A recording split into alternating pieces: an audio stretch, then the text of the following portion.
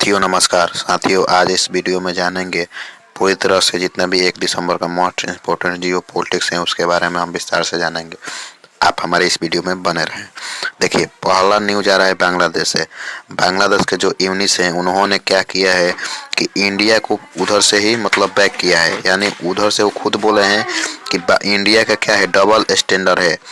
India में जो भी माइनॉरिटी हुए हैं जैसे कि मुस्लिमों को रखा जाता है, क्रिश्चियन को, जैन को, इन सब पर क्या हो रहा है अत्याचार होता है, लेकिन हमको लेकर इंडिया का अलग रवैया रहता है। हम हिंदुओं को कोई अत्याचार नहीं कर रहे हैं, हम हिंदुओं को सेफ रख रहे हैं, लेकिन आप समझ सकते हैं ये उल्टा बोला गया है। आप यहाँ से देख सकते हैं आरएसएस उसने अर्ज किया है कि क्या करे आप ग्लोबल सपोर्ट को क्या करे हिंदू इन बांग्लादेश, यानी बांग्लादेश जो भी हिंदू में है उनको ग्लोबल सपोर्ट के बीच लाया। जैसे यूएसए का जो ट्रम्प है उन्होंने बोला था वैसे ही रसिया को, फ्रांस को, ऐसे बड़े बड़े देशों को ग्लोबल सपोर्ट में बोलने के लिए लाना चाहिए। देखिए इजराइल तो यहाँ पे बोल सकता है, लेकिन इजराइल का उतना वैल्यू नहीं है क्योंकि गाजा में जो इजराइल किया है उसको लेकर क्या है इसको क्रिटिसाइज किया जाएगा, लेकिन और देश हैं जो जिनका जियो पॉलिटिक्स मेजर इम्पैक्ट पड़ सकता है। आप यहाँ पे देख सकते हैं global body accuse of double standard by Vishwa Hindu परिषद एमिड बांग्लादेश क्राइसिस, यानी कि इनका कहना है जो यूनिस है मोहम्मद, उनका कहना है कि जो विश्व हिंदू परिषद है उसका डबल स्टैंडर्ड है, यानी कि इंडिया में इसका कुछ अलग है, यानी एक्यूज इंडिया पर ही लगा रहे हैं। देखिए अगला न्यूज आ रहा है हिजबुल्लाह की तरफ से। हिजबुल्लाह के जो भी चीफ है नसरुद्दीन कासमी, इन्होंने बोला है कि हमने युद्ध क्या कर लिया है, जीत लिया है।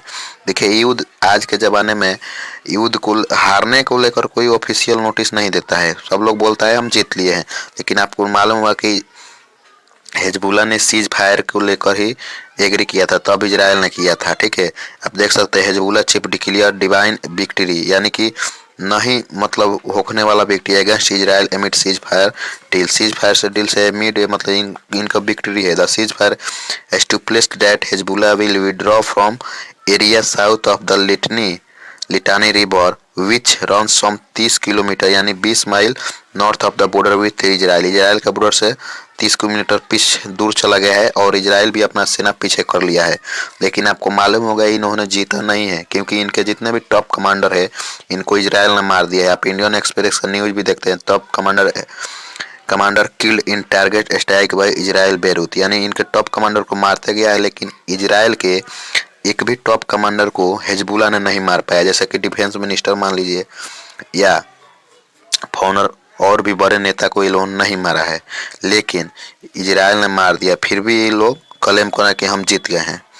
अब देखिए अगला न्यूज आ रहा है अडानी के तरफ से, यानी इजराइल ने क्या किया है अडानी को पीछे सपोर्ट किया है। आपको पता होगा कि यूएसए ने अडानी के एथी पर केस अपने मतलब देश में केस चल रहा है, अगर उनमें ये इनका हार हो जाता है तो अडानी को क्या किया जाएगा, अरेस्ट भी किया जा सकता है।